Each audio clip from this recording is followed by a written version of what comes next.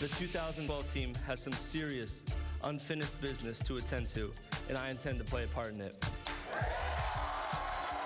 Down the middle, Lee's got it! Touchdown, USA!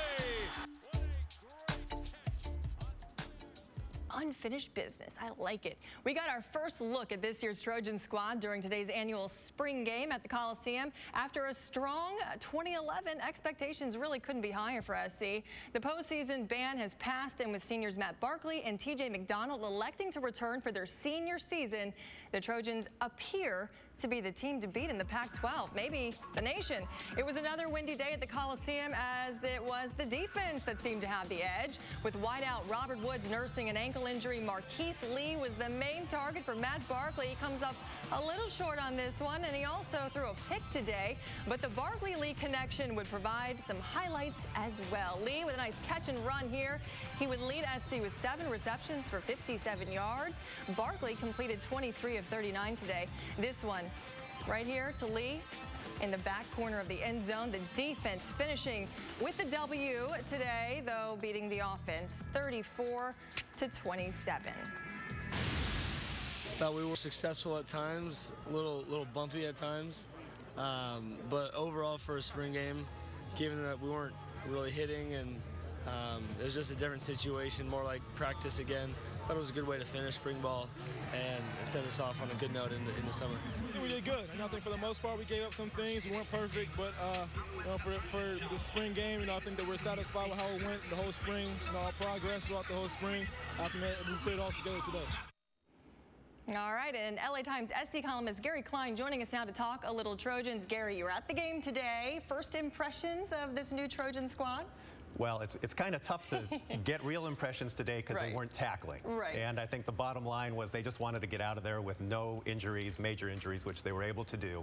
But, you know, the offense showed some flashes of what they hope it's going to be able to do. And I think more than anything else, the defense showed that it's going to be a formidable unit. Yeah, the 2-year bowl ban done now. Kiffin now coaching a team that can make it to a bowl game this year. Do you think anything's going to change for him on his end doing that? Well, I think the main thing that's going to change for Lane Kiffin is he's going to have this gigantic suite in the new $70 million John McKay Center that's going to overlook their practice field. But as you mentioned, you know, this is his 3rd season. He's kind of got his program in place. The players know what's expected of them. 3 new coaches on the staff, so that's a little bit new.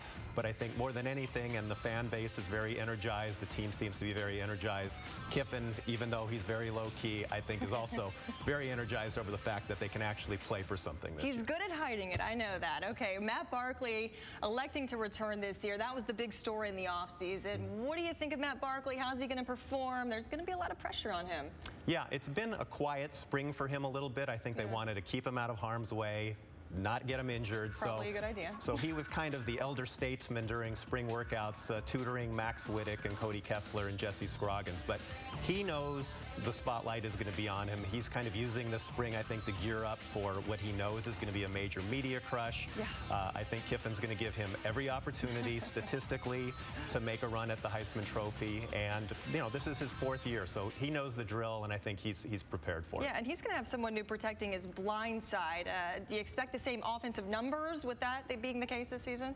Well, I think you're talking about Andre Walker, who appears to be the player that's going to take over at left tackle for Matt Khalil on the offensive line. But I think this is an offense, again, with Barkley back, with Kiffin, the most stat-conscious coach in college football, maybe. I think the offense is going to be very explosive. Robert Woods, the All-American receiver, has been hurt during the spring. He hasn't done much because it's a slow recovery from ankle surgery, so he's someone they're going to look to. Marquise Lee gives them maybe the best receiver combination in the country. You got a returning 1,000-yard rusher in Curtis McNeil, so there's a lot of talent there, and DJ Morgan showed today at tailback that he can break off a long run, just not a lot of depth. But this is an offense with those weapons, with a host of tight ends that I think has the potential to be a very high-scoring group. Yeah, well, let's talk about the other side of the ball. I know the defense really used to be kind of a liability, didn't it? Now it seems to be stronger than ever. Right. A few seasons ago, you know, people were calling for Monty Kiffin's head. Now the defense, as you mentioned, a strength. I think TJ McDonald, All-American safety, came back for his senior year, just like Barkley. He anchors that unit.